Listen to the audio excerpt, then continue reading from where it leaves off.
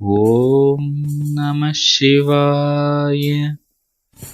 ஓம் தென்னாடுடைய சிவனே போற்றி, எந்நாட்டவர்க்கும் இறைவா போற்றி.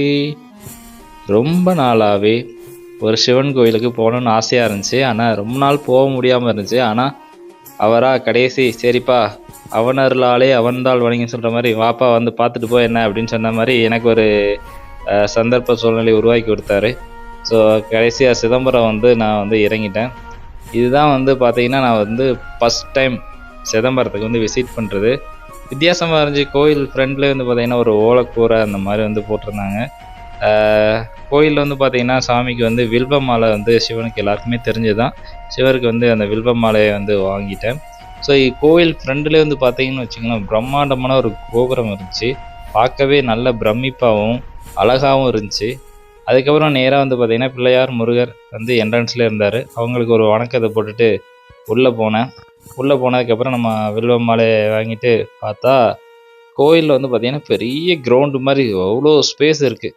கோயிலை சுற்றி அவ்வளோ இடம் இருக்கிறது ரொம்ப ரொம்ப சூப்பராக இருக்குது. தஞ்சை பெரிய கோயில் அப்படி இருக்கும், பட் ஆனால் இங்கே அதை விட நல்லா தான் இருக்குது.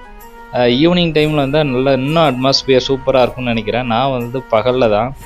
அது மட்டும் இல்லாமல் இங்கே சிற்பங்கள் வித்தியாசமாக இருந்துச்சு. இந்த மாதிரி சிற்பங்கள்லாம் நான் இங்கே தான் ஃபஸ்ட் டைம் பார்க்குறேன். உண்மையிலே சூப்பராக இருந்துச்சு. அதுக்கப்புறம் நேராக உள்ளே போனேன். ஆனால் உள்ளே நம்ம வீடியோஸ் எடுக்க முடியாது. ஸோ சிதம்பர நடராஜரை ஒரு வழியாக நம்ம தரிசனம் பண்ணியாச்சு. பக்கத்தில் பெருமாள் இருந்தார். அவருக்கு ஒரு வணக்கத்தை போட்டுட்டு சூப்பராக இருந்துச்சு கோவில். அது மட்டும் இல்லைங்க, சிதம்பர ரகசியம் அப்படிங்கிறது ஃபேமஸ், எல்லாருக்குமே தெரியும். அது சிதம்பர ரகசியம் என்ன அப்படிங்கிறது யாருக்கும் தெரிஞ்சால் கம்பல்சரி இதில் கமெண்ட் பண்ணுங்கள். பூமியோட மையப்புள்ளியில் தான் நடராஜ பெருமானோட காலோட விரல் இருக்குது அப்படின்னு சொல்கிறாங்க.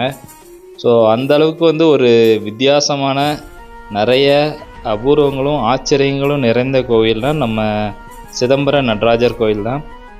உள்ளே சுவாமி தரிசனம் ரொம்ப சூப்பராக கிடச்சிது இந்த டைம். ஃபஸ்ட் டைம் பார்க்கும்போதே ரொம்ப நேரம் நான் நின்று நல்ல தரிசனம் பண்ணேன். ரொம்ப ஹாப்பி, சந்தோஷம். நீங்களும் சிதம்பரம் போய் சிதம்பர ரகசியம் யாருக்கும் தெரிஞ்சால் மறக்காமல் கமெண்ட் பண்ணுங்கள்.